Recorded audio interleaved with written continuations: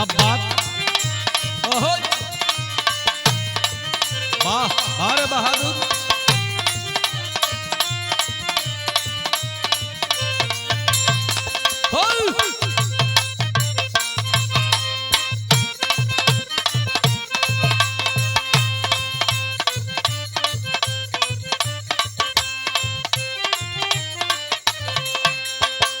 हाई देखल जा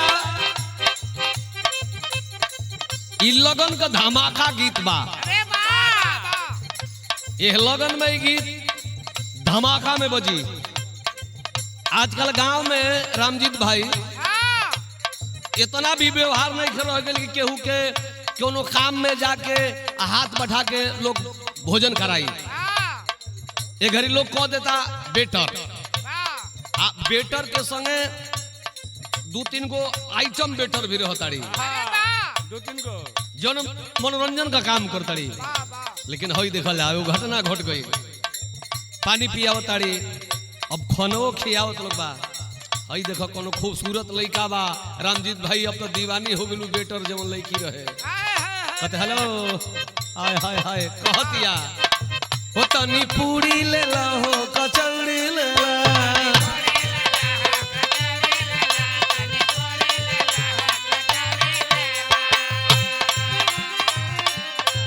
रसगुल्ला 2-4 पीस औरी ले लो, ले ला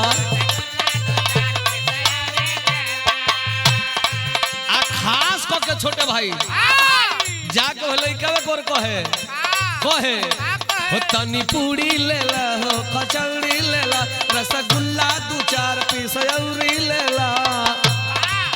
तब लइका कहता कल के ए सोना हो अरे पूरी बुनिया छोड़ा हम तो चटनी खोजतानी, चटनी खोजतानी।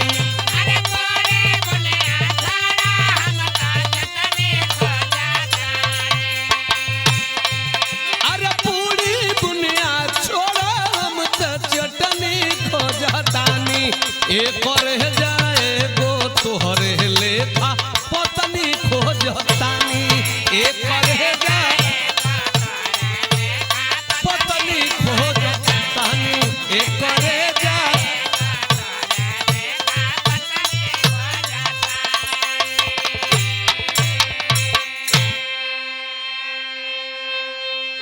आइए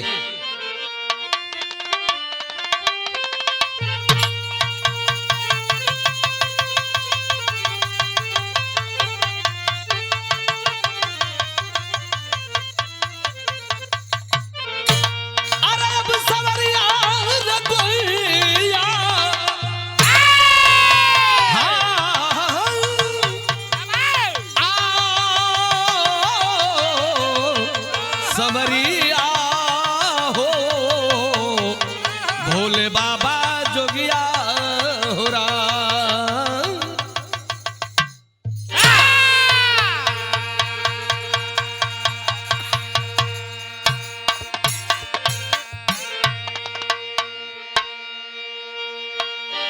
अच्छा भैया लो,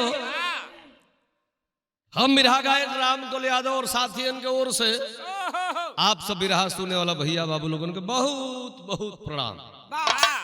आरभी स्टूडियो भीमपुरा में रिकॉर्डिंग हो रहल बाई बिरहा, जो ने बिरहा का शीर्षक बा 4.5 चूतिया। पहले कोनो कवि खोजलो तो 3.5 चूतिया खोज पोल रहो, एगो के छोड़ी देले रहला।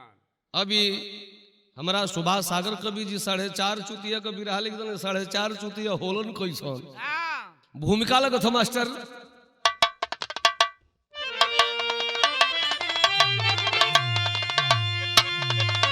मूरख के पता ना बा का गुण अवगुण,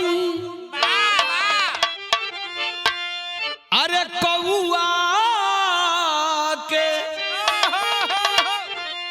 भावे न कोयल क बोली, जवन काज सोनरा कलोहरा न भावे।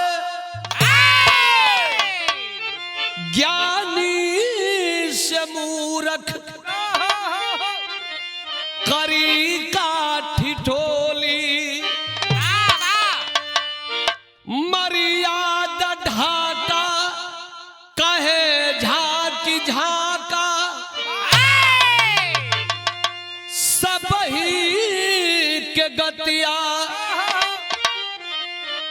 भइल कुकुरा कुतिया जमाना के पढ़ला हम देखली नजर से दुनिया में मिली है 4.5 चूतिया।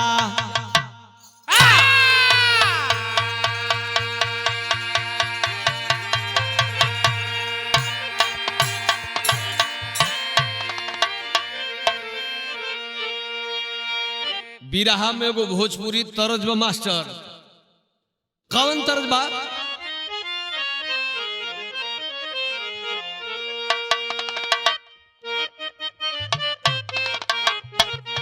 हाय हाय हाय। अरे गवन की रात दुखदाई रे अब हिले न दो।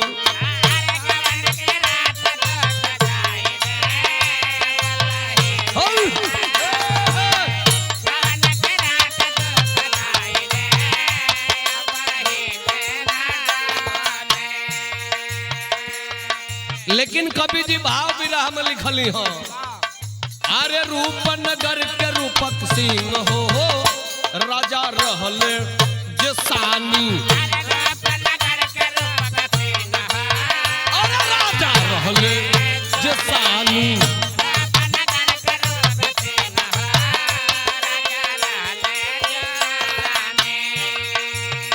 कैले विचार हर साई हो विचार हर साई हो घूम चलल राजधानी। अरे घूम चलल जिया हो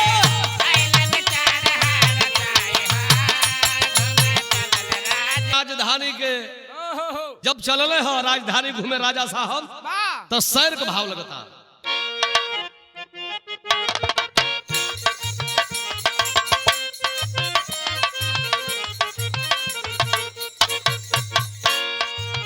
भेष बदल के राजा गांव गांव घूम रहे प्रजा खुशहाल लगे मन ही मन में झूम रहे।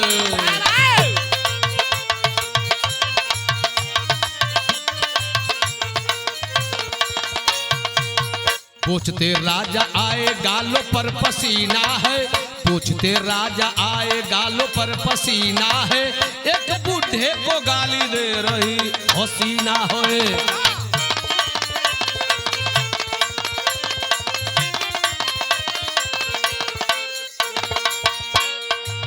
हाथ में बाल्टी डोर बूढ़े को था भाई है। पानी भर लाओ जल्दी जोर जोर चिल्लाई है।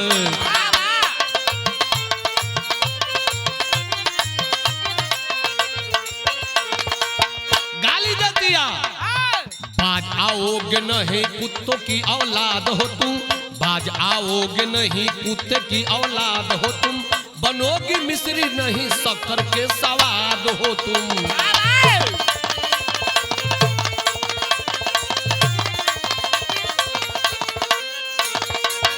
बात सुन कर के राजा वही ठमक गए। बाद में रिश्ता काबा ज्ञानी तब सहम गए।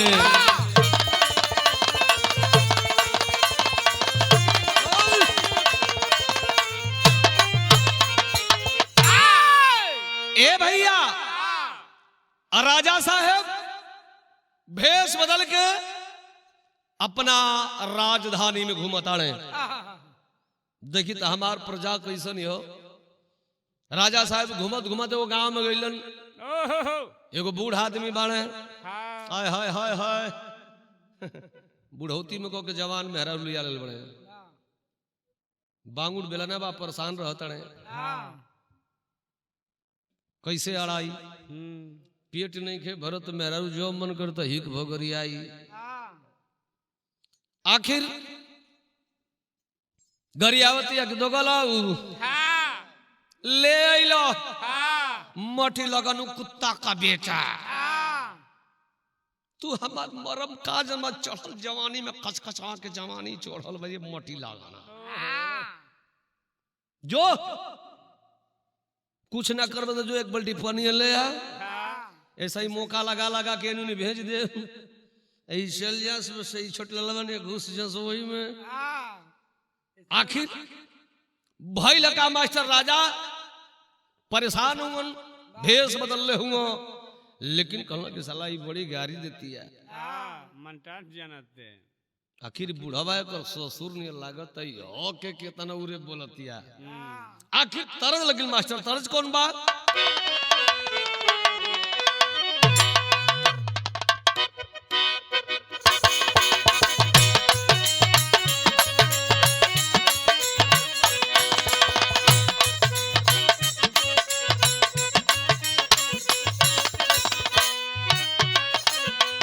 यही सत्येंद्र कैमरा मैन कोनो मरद बा, मरद का बा जवान बा, बम्बई में शूटिंग करता,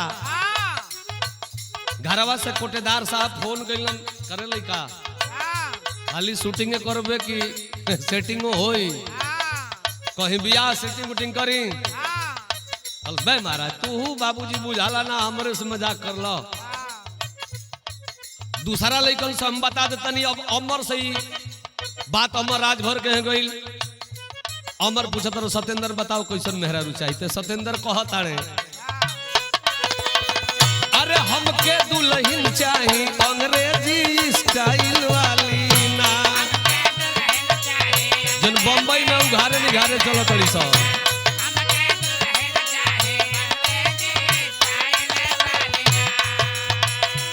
अरे स्टाइल वाली ना, वो स्टाइल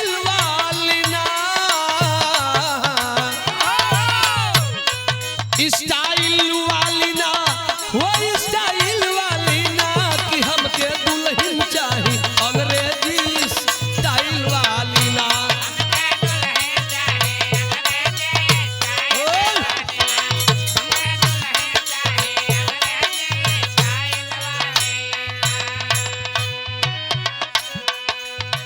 राजा साहेब भेष बदल हुआ, बुढ़ाऊ का बहिया पकड़ के ले गए आड़ा। कल कहो दादा आई तोहर पतो या बड़ा गरिया होती है तो के। बुढ़ावा सोचता कि सही बात भी आई, उम्र में केहू बियाह कर तो लोग पतो ही न जानी। आज वो बुढ़ाऊ राजा से कहता रे बतिया बुढ़ाऊ तब, बतिया बुढ़ाऊ तब राजा के बतावे लगले।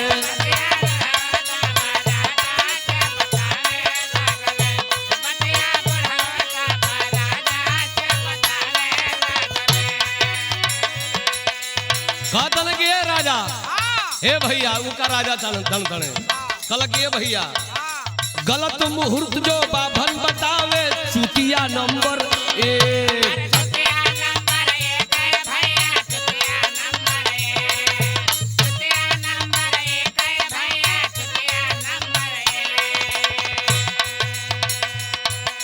यह दुनिया में दुखी रहे इंसान जीवन में,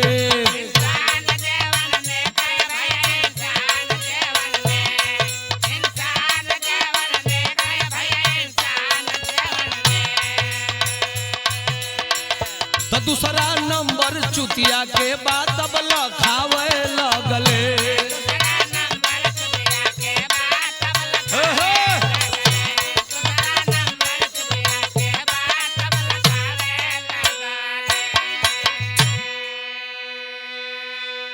आखिर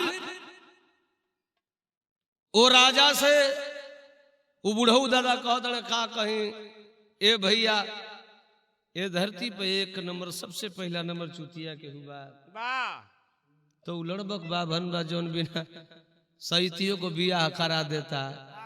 आखिर पता ना हमार कैसन साहित्य देखलस कि जहिया से मेहरारू आयल तहिया से हमके गरियबे करेले। पहला नंबर वो चुतिया हो गई। राजा साहब कहले दूसरा नंबर चुतिया धरती पर के बा। तो आखिर बुढ़ऊ फिर बताओ तो दूसरा नंबर चुतिया के ओला तरज बदल गई।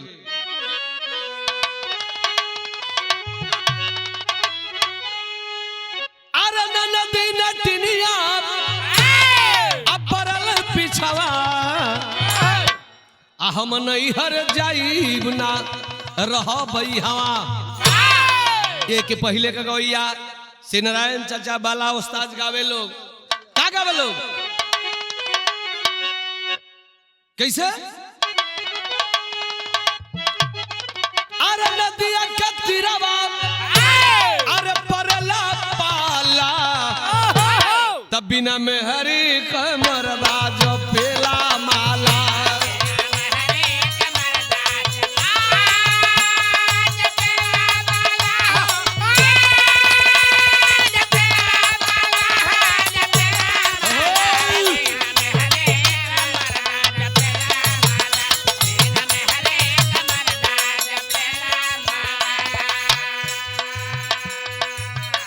कहता कि भैया ये धरती पर 2 नंबर चुतिया के होला हम बतावता नहीं। अरे दुनिया का साचो बऊर रितवा दुनिया का साचो बऊर रितवा बुरा लागे न बतिया कहिला मितवा कहिला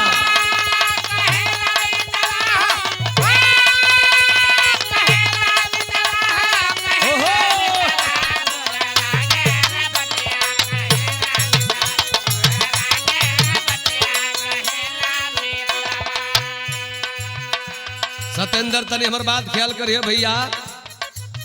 धरती पर 2 नंबर चुतिया के कहाला वो कहता छोड़ले नैहर में जो ब्याही में हरिया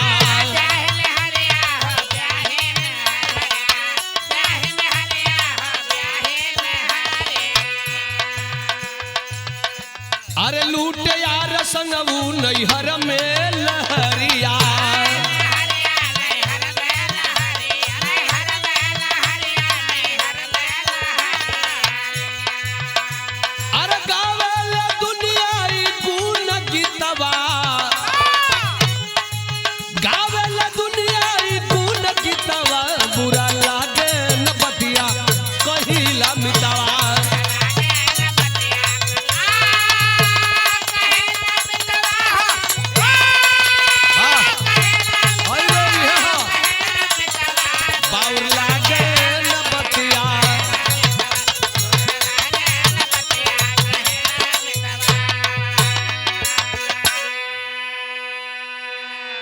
कलश की राजा ये धरती पर 2 नंबर चुतिया उबा सतेंद्र की बियाह करके जे मेहरारू नैहर में छोड़ ले बा राजा सपना है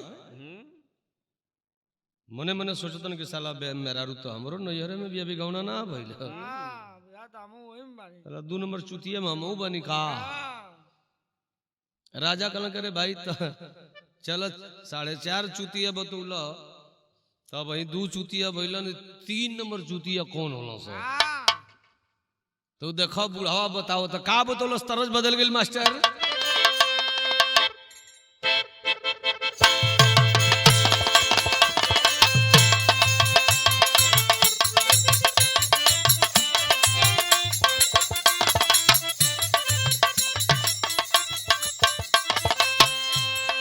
रामकरण कवि का मेहरारू कहली देवारा क्षेत्र में का होई पूरी मिठाई अरे का होई पूरी मिठाई बलम सतुआ पर रागी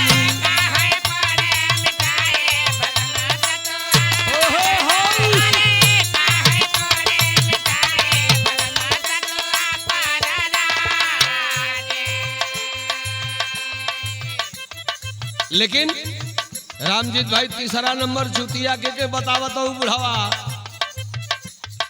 3रा नंबर चुतिया भैया अरे 3रा नंबर चुतिया भैया रुपैया देला बिन प्रमारे रुपैया देला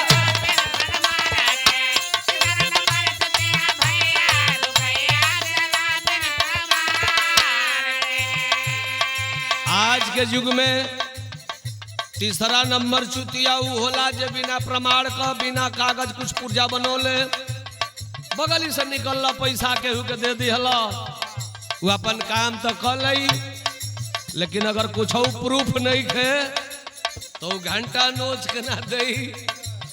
वही के कहा जाला 3 नंबर चुतिया।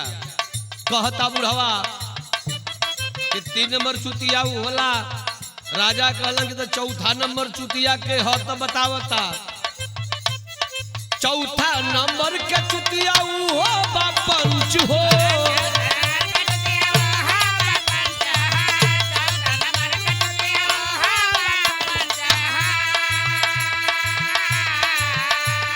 मुँह देखल बात करे जीवन सरपंच हो।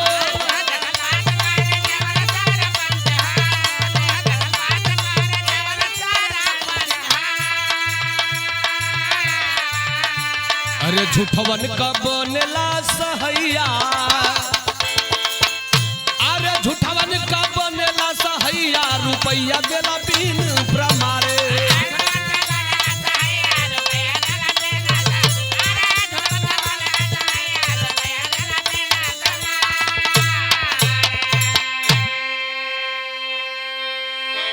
कलश के 4था नंबर चुतियाऊ बा जौन सरपंच बा पंचायत में मुंह देखल बतियाओ कि 4 नंबर के चुतिया कहल जही। राजा साहब को लगी साला इहो बतिया हमारे पे आके लगा बताई। आखिर सारी बात के सुनना हो तो यहाँ टेरी के भाव बतावल गई। कवि जी लिखल बना टेरी में भाव। अब तो राजा साहब को शरीर में आग न फूटे लगल। साला हमार मेहरारू नैहर बिया,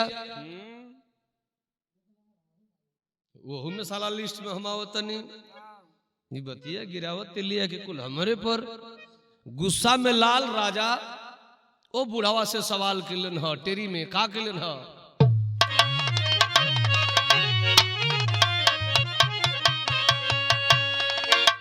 कि बतिया,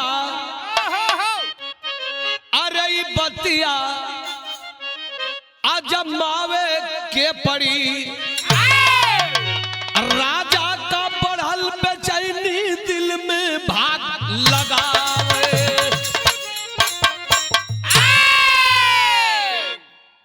कहलन साला ये जो बात बोला है तो अब तो 4 नंबर तक चुतिया बतौलो, सभी आधा नंबर चुतिया बाकी है। आखिर आधा नंबर को चुतिया के हो सकेला। तभी झूमर का भाव लगत मास्टर। तो कहे बाभन ना मूर्त, कहे बाभन ना मुहूर्त, दोनों बन गई धूर्त। कहे बाभन ना मुहूर्त, दोनों बन गई धूर्त। बनत गवना करना साइत नहीं सूब गरिया। राजा आइले ससुरार कैले मन में विचार। राजा आइले ससुरार कैले मन में विचार। पहुंचे एगो हलवाई के दुकान द्वारिया। देखे उनके रुपया कैले अर्जी दोहैया। देखे उनके रुपया कैले अर्जी दोहैया। आई बाटी तोरे गांव बन के हम व्यापारिया। गैले मीत एक भेटाए उनके भोजन कराए। मन में जागल विश्वास नहीं मोर करिया। मोर करिया जी नहीं मोर करिया जागल।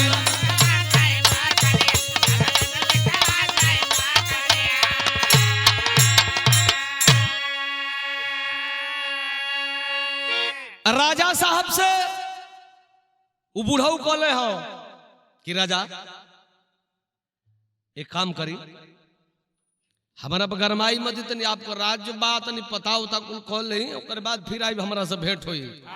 आखिर राजा साहब अइलन घरे आ ससुरारी कदन कैसे जाई बाभन कह देता कि साहित्य बनते नहीं खे। एगो हलवाई अपना संगी के सेट कैल हो आ कहल कि भाई 1000 रुपये ले। हम व्यापारी बन जतनी आ तू व्यापारी। चलल जाओ ठीक ना तनी हमारी ससुरारी झूठों का कुछ यही 1000 रुपया से किनल बेचल जाई आ लिया के गईले आ जब पहुंचले राजा साहब आय हाय हाय हाय वो राजा को मेहरारू रानी अरे चढ़ल जवानी कचकचाई के चढ़ल बाहो वही झरोखे से झांक रही थी चांद की टुकड़ा समझता मन्नू आज तबले नजर पड़ गई राजा साहब तो तने लुका तो नहीं हो सके चिन्हे न व्यापारी के भेष में हुआ लेकिन बनिया जब रहल बनिया बड़ा खूबसूरत था बनिया की ओर लाइन मार रही है तो तरस लग गई मास्टर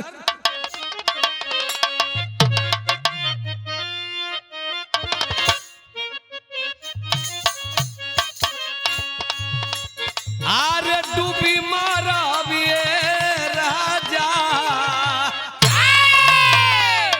विजेंद्र शर्मा जी को मलकाइन कहेली छोटे भाई अरे डूबी मारा बे राजा जई बजो पूर्व के देशवा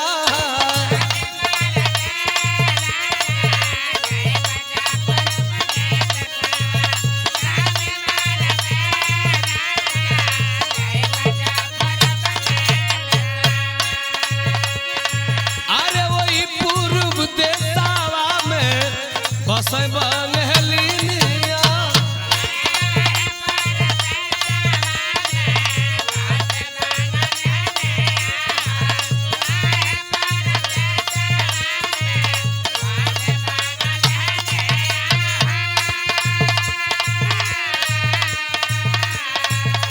जदुआ चलाई मतिया मारली है राजा जई बजो पूर्व के देशवा डूबी मारा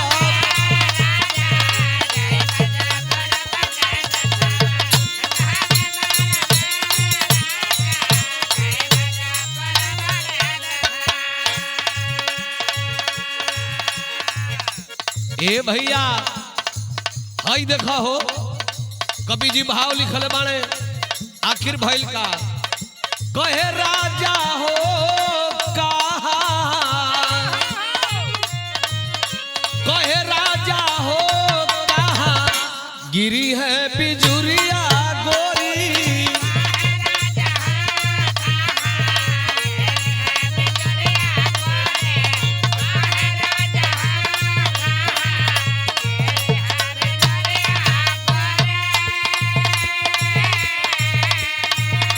देखी के जवानी चले दिलवा पे छुरिया गोरी देखी के जवानी चले दिलवा पे छुरिया गोरी कहे राजा हो कहवा गिरी है बिजुरिया गोरी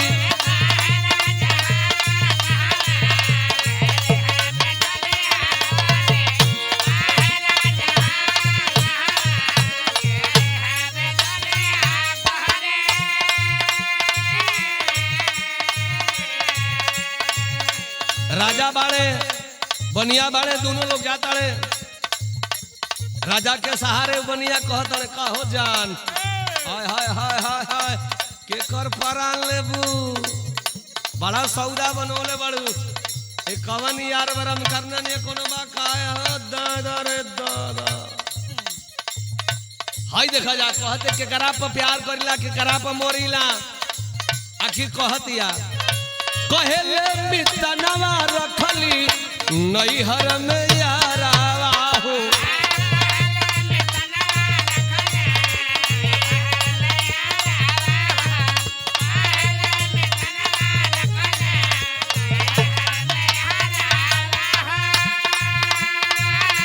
उन्हीं पकड़ली हम जोर हो सिंगारवा हो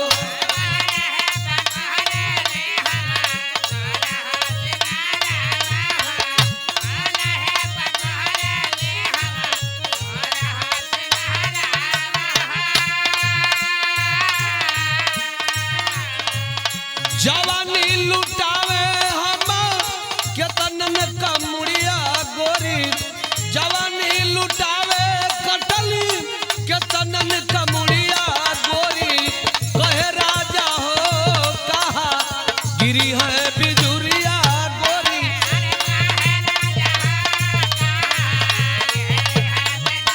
या।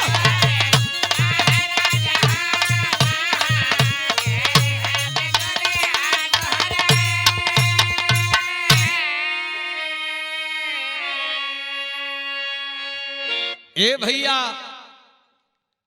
आखिर अपने दोस्त के लेके बनिया के संग गइल बने आ 1,000 रुपया दिल रहले अपने मेहरारू के चेक करे करल कि कहाँ कहाँ ई का करतिया। फैसला हो गइल वहां तक कहे लागल कि हमारा बलम के साइते नहीं खे बोनो हमारा बलम का बांगुड़ बा बेलानावा साइत नहीं खे बोनो तो कितना दिन है चढ़ल कचकचा के जवानी के हमें आड़ी यही गांव में हमारे को यार बा करे पर जिंदगी काटी ला। अब बनिया जी से अब राजा साहब कहलन चूंकि व्यापारी भेष बन कहलन कि भैया चल इनके तो जया नहीं गई कि नैहर में फंसी गई तो हमार तू 1,000 रुपया दो हम चले। बनिया कल कैसन पैसा कैसन पैसा का प्रूफ बा कोनो सीसीटीवी कैमरा में बनी जाए आकि कोनो स्टाम्प पेपर पर लिखल बड़ा बा मार दवा हट पैसा नहीं खे। आखिर भइल का हमारा बिरहा का आखिरी धुन लागत है मास्टर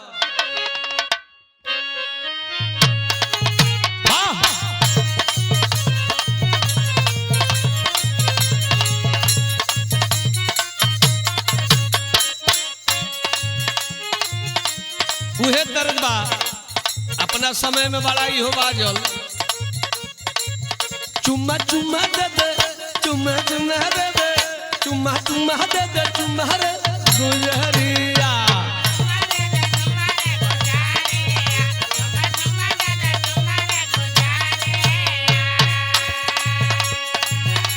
ई तरह जो हो भाव बिरहा में बा मांगे राजा हलवाई से रुपया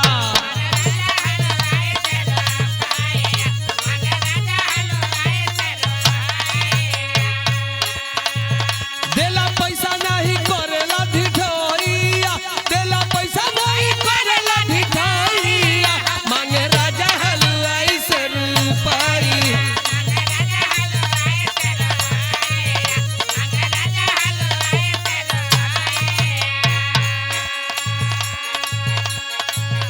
अरे दिहल मितनावा बिटोरी पंचायत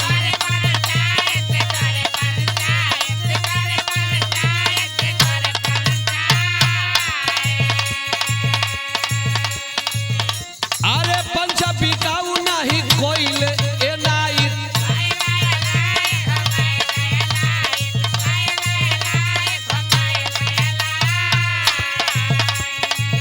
मुंह देखल कैले न्याय मुदाइया मुंह देखल कैले न्याय मुदाइया मांगे राजा हलवाई से रुपया।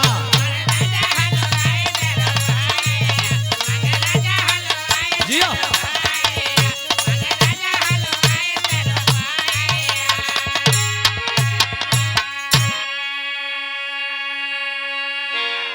आखिर अपने दोस्त बा लेकिन लाख राजा बरियाई के कलश के प्रूफ का बा पंचायत भइल पंच लोग के कह दिलस कि पैसा हमार कुल खा ले जा लेकिन ई राजा के पैसा नहीं खे देवे के।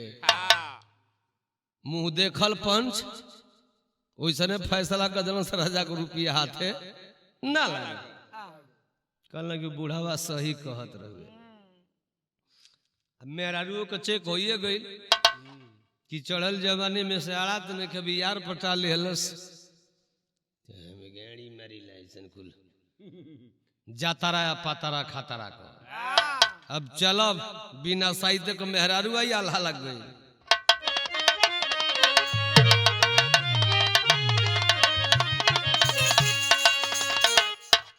कि गवना कपाती राजा ससुरारी पठौल बाबू लेके बारात तैयार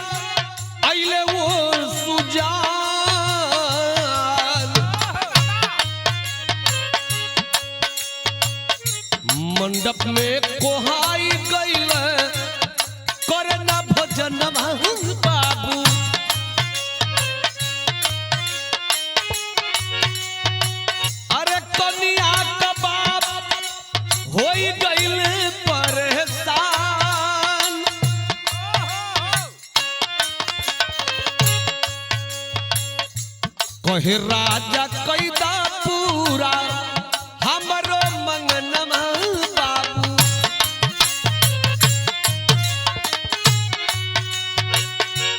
एक हलवाई चाही हमके गुड़मान, 5 सरपंच जइहे अरे जवन सरनामी बाप।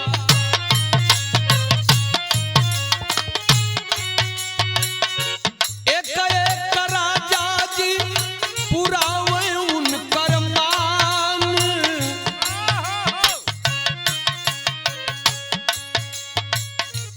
एक ठे जवान चाहिए कद काठी वाला है बाबू।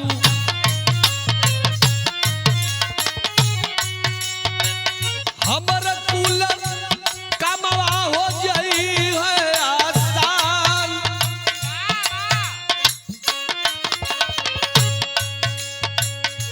दोनों पंडन के अपने संगवा लियाई चलले। बिचरैया में राजा कैले हो तूफान,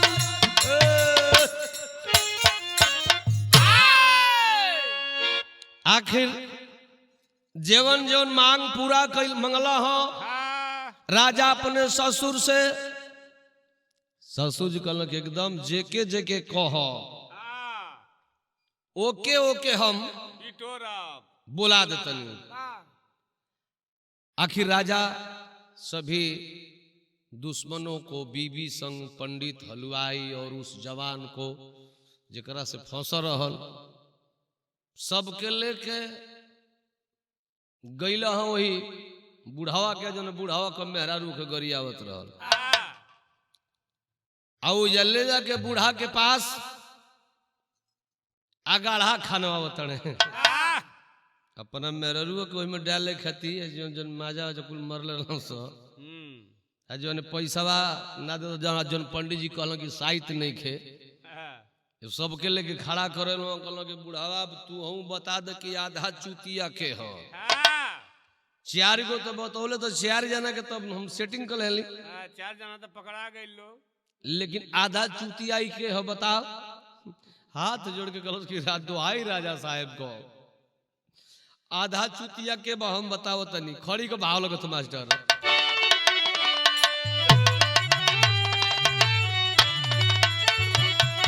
अरे हम ही आधा चुतिया करी जी करिया मितऊ तजे की लावेला बुढ़ाई में हरिया मिजल।